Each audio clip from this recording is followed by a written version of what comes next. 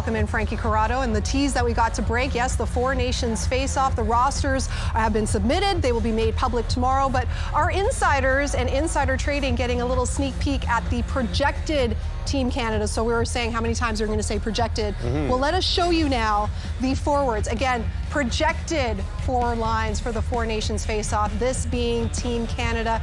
Some surprises there, to be sure, and we're not seeing the name Connor Bedard on that list. Again, the first 6 players were announced at the end of June. Another name we don't see on here, MJ, that being Nick Suzuki.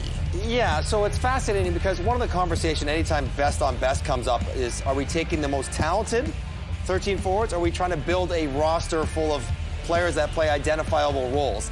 And I think if they were taking the most talented guys, Nick Suzuki would have had a better chance, if this projected roster is correct, of making the team, because he probably has more offense than Sam Bennett, but Sam Bennett's more of a checker, can play a grinding kind of role. So I think that maybe hurts what Nick Suzuki's chances of trying to make the team, because it seems like they're just putting a team together in specific roles on specific lines as opposed to the best players. And the same thing maybe holds true for Cole Caulfield. Because if you're the Americans, you're like, are we going to put Dylan Larkin on the fourth line? We put Alex Tuck. Are we going to put whoever might go on there? If you're taking the most talented players, you're taking Cole Caulfield, clearly. But I think if you're trying to fill the team out with roles, checkers, penalty killers, well, then Cole Caulfield maybe is only competing with the top 4 wingers, which is much harder for him to make than the top 8, all of them together, top 8 or 9. And I think that's as much as anything why those 2 guys may find themselves on the outside looking in. And Caulfield saying whatever happens, happens. It's not going to change what else can you do? Yeah, exactly. You got to play as well as you can. Yeah. Exactly.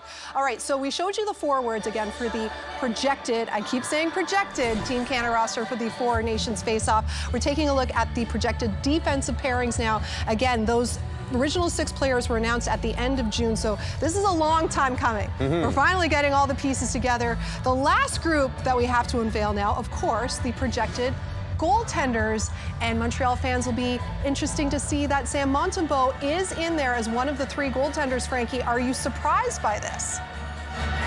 Okay, I'm not surprised, Laura, and MJ, stay with me on this. Okay. You want Binnington and Hill because they've won Stanley Cups? No problem. Those are your goalies. You can have them.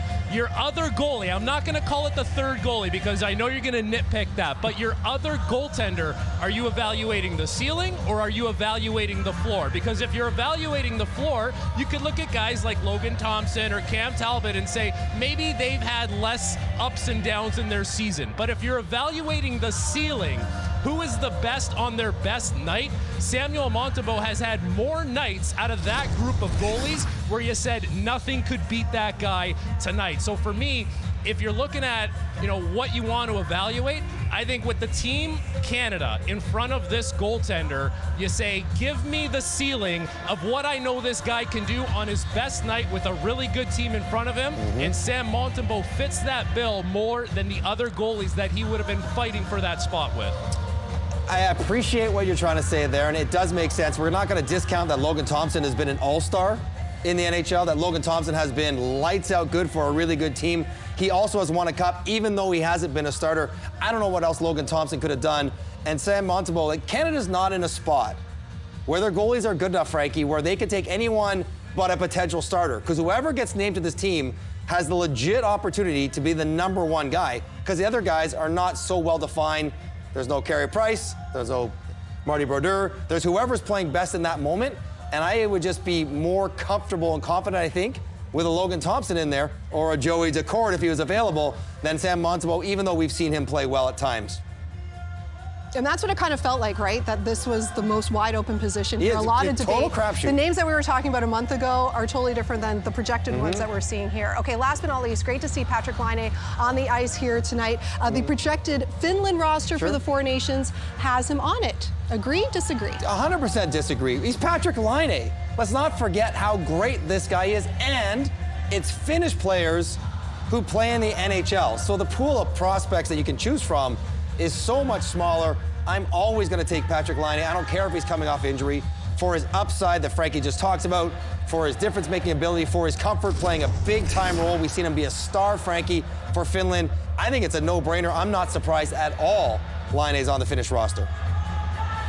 Well, the other thing that really has to factor in, MJ, is the fact that you're naming the roster today or yesterday. It's getting announced tomorrow. The tournament is not right now. So Patrick Laine has plenty of time to get up to speed, get his game going. And we're seeing flashes of it already with Patrick Laine. It doesn't take him that long to get going. So it is a no-brainer that he would be on the Finland team because you have that much runway to work with. Yeah, a little over 2 months away now until the Four Nations face-off gets underway in Montreal. Perhaps Team Canada will go to San Montembeau for that first game.